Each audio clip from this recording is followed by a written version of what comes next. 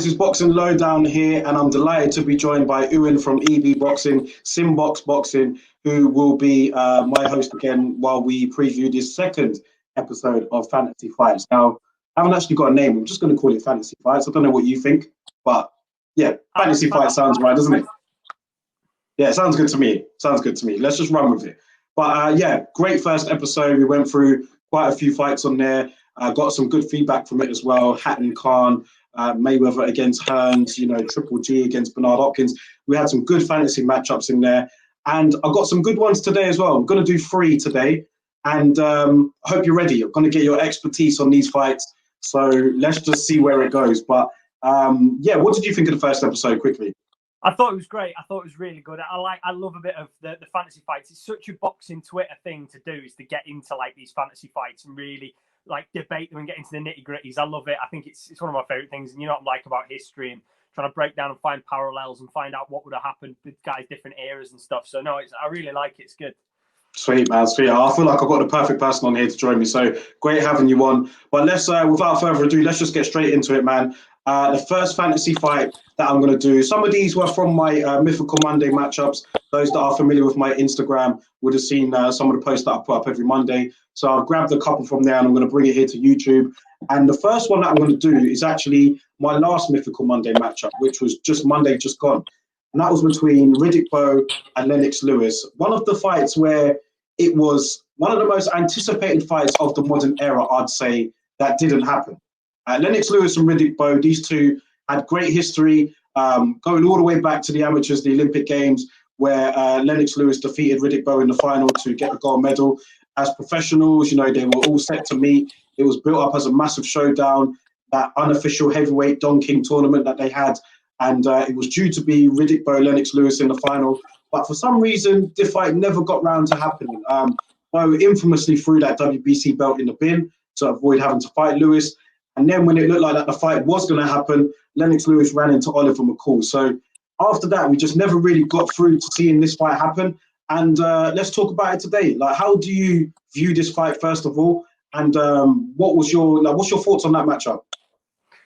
I think that it is one of the lost great heavyweight fights. The likes of like Langford versus Jess Willard, Jack Dempsey versus Harry Wills. There's a few of these that have just got lost over time. They never quite materialised. Famously, Dempsey Wills is the one, where they signed it in 1926 and then 1927 and then 1928, and it just never came to pass. Lennox Lewis, Riddick Bowe is the ultimate one because it became in that modern era, and we were first getting belts and unifications, and then suddenly there was the guy and there was the challenger, and then the belt went in the bin, and we never saw it. I think it's one of those. It should have happened, and we saw it in the amateurs, and everything was leading to this kind of enormous, this fantastic showdown, and it just never quite materialized. It was so close and yet so far. I think it's one that will be talked about forever, and both men, if you ask them now, they still want to do it. Yeah, they still don't like it. Don't be surprised if it happens, the way how it's going on right now in boxing at the moment. You've got Tyson and Roy Jones fighting. I mean, Riddick Bowe, there's a difference with him because when you look at him today, he's not in good condition at all. So yeah, maybe not. But yeah, like when they talk about each other, you still get that sort of dislike and distaste that they have. It was real, wasn't it? There was a WBC convention a few years back, and they had like the heavyweight champions of yore, from Foreman onwards kind of thing. And there was a bit where Riddick Bowe wanted to stand somewhere, and Lennox Lewis just stood there, and he just like gave him a shove and was like, "Get out of where I want to stand." And Lewis was like, "No, I'm not going to do it." The bad blood was real then, and it's real now, and it's that kind of, sometimes you get those bad blood, the Ali Frazier, and they last for decades, and Lewis and Bowe is absolutely one of those. Yeah, I'm absolutely gutted that this fight never happened, because for me, I think that it would have been a terrific fight, particularly when it was supposed to happen. Now, with Riddick Bowe throwing his belt in the bin, that was unforgivable for me. It was just like, it was the ultimate slap in the face. But a lot of people are going to say that Riddick Bowe was afraid of Lewis because of that. But I still find it hard to fathom, because although Riddick Bowe did throw his belt in the bin, part of me was just thinking, like, look, he just did not want to be dictated to. He clearly wasn't afraid of Lewis in the amateurs when they fought, particularly in the first round of that final in the Olympics. He went for Lewis then. And like, he's confronted Lewis as a pro, and I don't know. Riddick Bowe, he did fight pretty much nearly everyone. So I don't know. But it was maybe he just found that style with Lennox Lewis. It might have been a bit different for him, but I think it would have been a very competitive fight. And do you think that at all? Do you think that Riddick Bowe might have had any fears or was worried about losing to Lennox at the very least? I am always hesitant to say that somebody like Riddick Bowe, who has won the heavyweight championship, went 35 rounds with Evander Holyfield, he's not scared of anyone. He's a fighter, he's a champion, he's not scared of anyone. Neither is Lennox Lewis. They're great fighters, great champions. The people that were afraid were people like Rock Newman, who was Riddick Bowe's manager at the time, who didn't like the style, who saw an up-and-comer, who wanted to play the business and make as much money out of a heavyweight like Riddick Bowe as he possibly could. We've seen these guys, these latches on throughout time. Fighters aren't scared. Managers and promoters, they want to milk the fighter for as much as they can personally because they're affiliated to that fighter. I think it was bad advice and bad management on Riddick Bowe's behalf, not fear, that made this fight not come about. Yeah. Well, let's get on to the fight itself because that's what we're here for. The actual matchup. That both of these guys were very big heavyweights, tall, athletic, strong, could punch.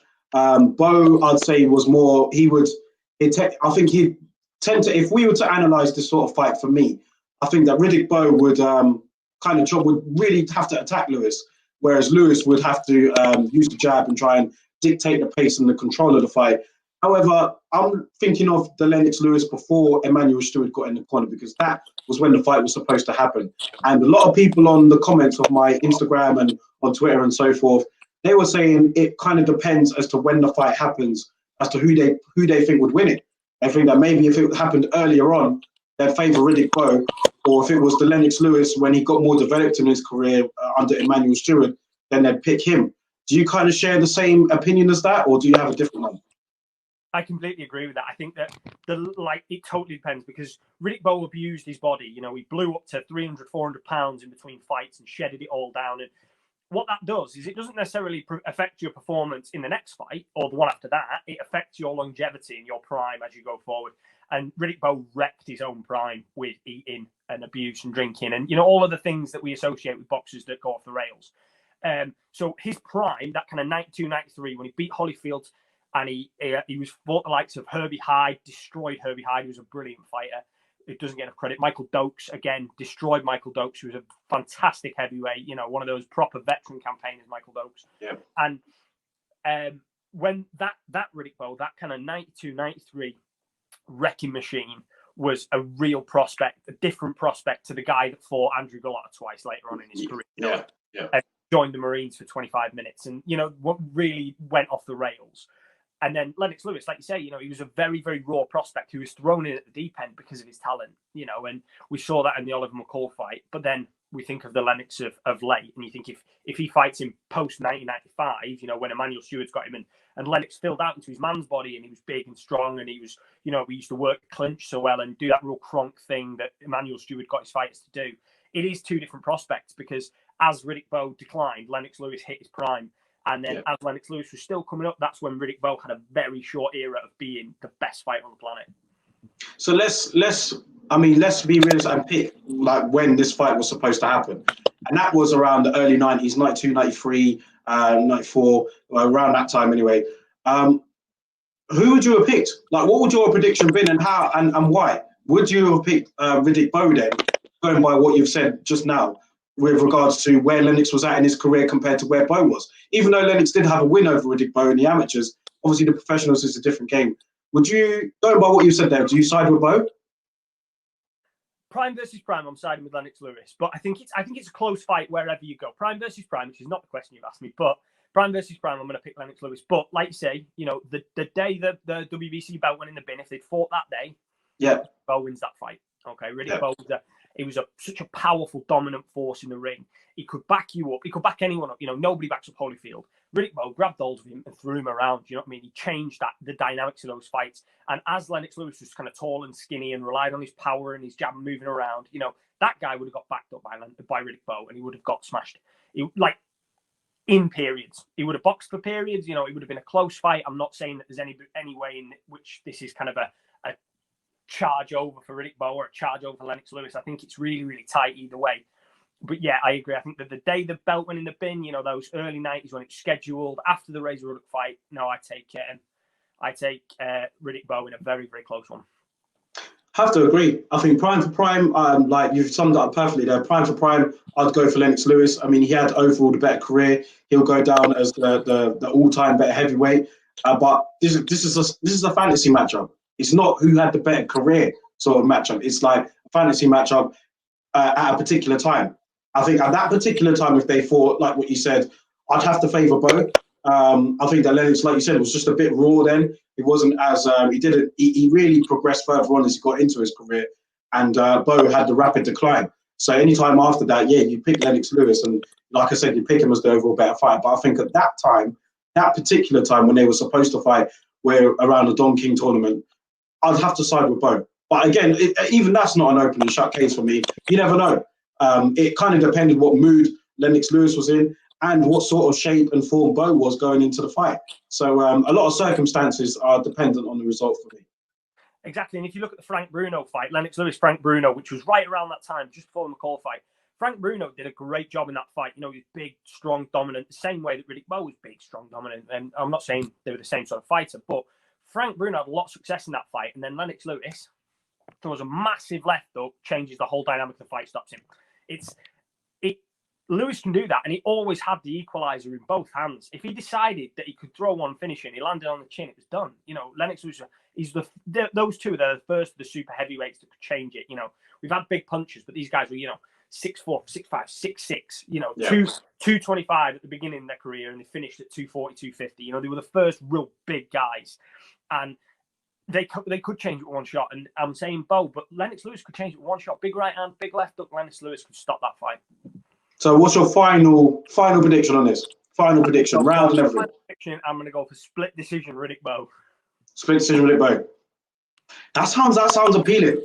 I don't want to do exactly the same as you, but it does actually sound. I could see that where people could argue it, and all right, just for the sake of it, I'll go UD. I'll go UD Bowe. Okay. In a very close and competitive fight, I'd say that. But let's move on to the next one anyway, man, because I've got two other great matchups for you. And this one here is actually a dream fantasy fight. It is a dream fantasy fight styles. Two all-time greats, two pound-for-pound kings, accomplished so much in their careers. One of them is still fighting now. And this particular fight that I'm talking about is Manny Pacquiao and Pernell Whittaker. I think that this is an absolutely fantastic matchup. The contrast of styles, you couldn't get a bigger contrast for me. You've probably got one of the best offensive fighters of all time against one of the best defensive fighters of all time. That's how good we're talking here. And it's really a case of who would have been able to implement their style more in this particular matchup. Who would have been able to, impose their will, whether it's Manny Pacquiao going forward and letting off his offense, or whether it's Pernell Whittaker dancing around and making Pacquiao look silly. Dream fight, both of them in their prime. How would you see this going, and what do you think of the fight? I think you've summed it up perfectly. I got lost in the records when I was looking at this. I was doing some notes, and I just got lost in the records. Manny Pacquiao is like the likes of Mayweather, Mosley, Cotto, Barrera, Marquez, Morales, and then you go up to Sweet Pea, and it's Trinidad, De La Hoya, Chavez, Buddy McGirt. These guys have fought everyone who's anyone for the last 30 years between featherweight and welterweight. They were such dominant forces, and they had such longevity and such ups and downs, the both of them. But I think it is that. It's the master kind of pressure fighter, punches in bunches, pressing forward, cutting off the ring, versus the guy who wanted to, the sweet science. He wanted to get on his bike, pop you with the jab, work on the outside, counter punch. It's absolutely, it depends who can impose their game plan. And I think that what that comes down to is speed. Because Manny Pacquiao is extremely fast, but Pernell Whittaker might just be that shade faster. Yeah. And that's saying something, isn't it? Who can, if 6 punches are coming at you and you can avoid 6 punches, it doesn't matter. But if you can only avoid 5, Manny Pacquiao will shoot your lights out. It totally depends on that whisker, that thin, that kind of, they say that elite fighters operate in milliseconds and millimeters, and it's a fight like that. It's who can dictate those tiny, tiny little measurements and do better overall. I think it could even go down to where the fight is, the location, the judges. It could be something like that, because if both men were to stay on their feet throughout and it went to points, it might be a case of what do you prefer? It could be, do you prefer the come forward action style of Manny Pacquiao, who's throwing a lot, might not be landing with everything, but he's throwing a lot. He's got Whittaker on the back foot. Or do you prefer like Whittaker style, like boxing and moving, probably landing the better quality, maybe, and then like maybe punching his way to a decision on the move? Who knows, man? I think those sort of things could factor in. But what about this factor here? The chin, which is ultimately what I think sways my decision.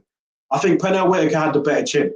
Now, against Manny Pacquiao, I think that might have been, I don't know. I actually don't know. I think that might be my reason to sway towards him slightly. What do you think?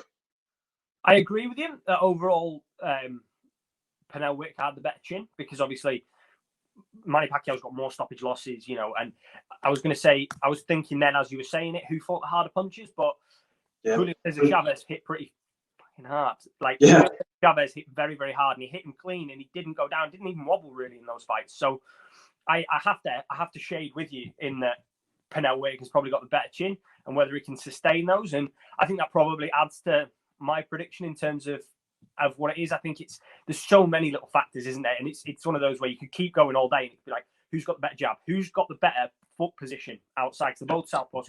Who can dictate that foot position? Who can make the other one flinch first? You know, we could talk about the minutiae of this fight because they were both such complicated operators. You know, Pacquiao's skill in throwing all those punches is so nuanced that we don't see it because it's so fast. And Pernell Whittaker was exactly the same. You know, a master of distance, a master of control, a master of reading the fight 2 or 3 steps ahead. You know, it is that bull and the matador thing of who's going to give that distance first and who's going to be able to react when the other one takes the distance.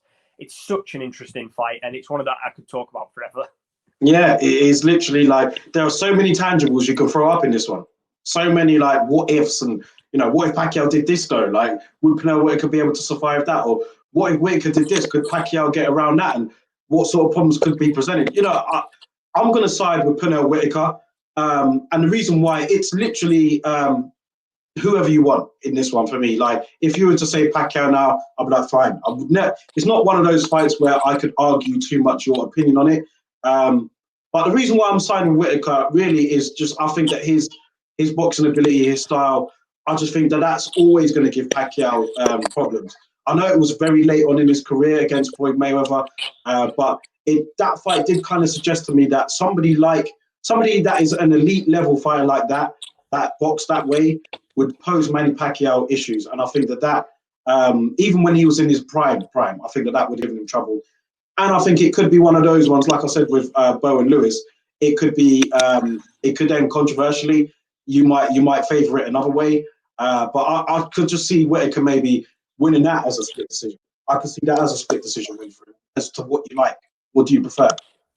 Absolutely. I think that because of their styles, they've both ended up on the wrong and the right side of very, very close decisions. But Pernell Whittaker was robbed more than most. And I think it is very similar to the Chavez fight where he was robbed. I think that this fight would play out very similar, you know, where most people watching that fight back now think Pernell Whittaker wins the round, but the pressure was all Chavez and it was all push, go, pushing. And, you know, Pernell Whittaker didn't step forward once in that fight, right? And I think it's the same thing. He doesn't want to engage with Pacquiao. He wants to stay on that back foot. But, I mean, I'd like to think I judge it impartially. So I'm going to go for Pernell Whittaker on a close decision because I know we're picking close decisions. But I think that that's the way Pernell fought. And I think that it would play out very, very similar to that fight with Chavez, the first one, where it was, you know, it's that what you like. But ultimately, if you like the boxer, and I personally always do, I think that Pernell Whittaker just takes 2 or 3 more rounds and just edges him over at the end. Have to agree. Who would you say goes down as the better all-time great? I think we'll have to see. It's a cop-out answer, but Manny Pacquiao's still fighting, and he's still fighting. Pernell Whittaker obviously has an amazing name on the resume. If Pacquiao retires tomorrow, I don't think you can split them really. You know, it's one of those where Pernell Whittaker probably faced more dangerous operators coming through, the likes of Tito Trinidad and Oscar De La Hoya and people like that. You know, he fought a who's who, but so did Pacquiao. And but then you've got to measure against Pacquiao's 8 weights, and he goes up through all of them. And even today, I mean, he's still defeating the top guy. Like, he defeated Keith Thurman, and that's a big win. Like, we can't take that. Like, he's still defeating top guys today. It's unbelievable, really, what Pacquiao has done in his career as well. I have to say that. I mean, I don't know who he's going to be fighting next. We haven't really heard anything, but yeah, his name is still, he still has a title. He's still being spoken about in the top elite tier of a division which he's nowhere near his natural weight. Do you know what I mean? He's fighting way above his natural weight, and he's still in there mixing it with these guys. And yeah, unbelievable records to both of them, for sure. Absolutely. Let's move on to the last one then, man. Now, for this last particular fight of this episode, this is another fight that should have happened in the modern era. One of the most eagerly anticipated fights, never got round to it. And I think this is a big problem in boxing, where we call for these fights to happen, politics get in the way, and it prevents it from happening. And then all of a sudden, it just turns into a fantasy fight on a video like this, when it should have happened. And that is Sergey Kovalev and Adonis Stevenson. When these two were the two kings at light heavyweight, it was really these two. And everybody wanted to see these two get on and fight. It was around, 2012, I think, maybe 2013, off the top of my head, when we first started hearing talks about these two getting it on. And it was a fantastic fight. Both of these men undefeated. Like, we all wanted to see it. Kovalev was, he was a machine. He was a destructive force. He was one of the most feared men in boxing, Sergey Kovalev was at a time. And he could punch, and he had bad intentions, but he was also a fantastic boxer. Like, I think people don't really give Kovalev that sort of respect as much. He had a fantastic jab, a lot to his arsenal. Then you had Adonis Stevenson, who wasn't as talented, I'll say, as Kovalev boxing-wise, but he had one of the most monstrous right hands like you could imagine at that time. And these two didn't like each other either. So it was one of those fights where all of it was on the line. Adonis Stevenson was with Showtime. Kovalev was with HBO. We had that network conflict. These two didn't like each other. There was an argument about who should get what money and all that stuff, and then it never happened. But this would have been a fantastic fight if it happened, man. And sum it up for me. What do you think? I think it's exactly what you said. I think that there is a kind of boxer puncher thing, and even though Sergey Kovalev was a murderous puncher, but in his day, he could put anyone's lights out. But Stevenson he was a little ball of muscle. He was short for light heavyweight. He had ridiculously long arms, and he just whipped them in with those huge hooks. I think that it is one of those where it's a ridiculous fight that it didn't happen. If you look back over the eras, it's ridiculous that we had two light heavyweight champions. We only had two then, really. They were the two guys, and they didn't manage to fight. It'll reflect badly on that era of boxing, I think. But no, I think it is a bit of a boxer versus puncher, and not quite in the same way that we had with the last pick, but it is a difficult merge of styles, and it's who can do what, because we've seen Kovalev get stopped. I know that was more recently, but we've seen Stevenson get outboxed and stopped again recently. But, they both have weaknesses which play into the other's strengths. Do you know what I mean? It's one of those where it could go either way, and it just depends how the cogs fit together in that fight and who's mentally in the right place to impose their game plan. Do you think that emotions might have got involved in this fight? Because at a time when these two were going back and forth in the media, emotions were quite high between these two. Remember, Kovalev had that T-shirt, the T-shirt with the monkey, and his son, I think, was pointing at it, and then he said this was Stevenson. That caused a big stir in the boxing world. So that kind of really got under a lot of people's skin. And then you had like Adonis Stevenson constantly calling out Kovalev, constantly name calling him as well. These two really didn't like each other. So would that have played a factor, do you think, in terms of when they did finally get in the ring? Kovalev had, he's killed a guy in the ring before. We saw what he did to John Pascal. He really disliked him, and he really took it out on him, really battered him in the rematch. Would that have been a factor, I think, or do you think that they would have rose above it and they would have just used their professionalism to kind of see them through? I think that Adonis Stevenson is a very volatile character. Yeah. And Sergey Kovalev is not a particularly nice guy. Both of these guys are not the most popular characters. They're not the most popular characters, but I think Sergey Kovalev is an unpleasant fella. I don't think he's a particularly pleasant fella, but I don't think it would have got to him in the way it would have got to Stevenson. I think the trash talk would build up. Although Kovalev would be as complicit in whatever nastiness there was, he puts that Ivan Drago Russian killer thing on in the ring, doesn't he? And he just becomes, if he dies, he dies.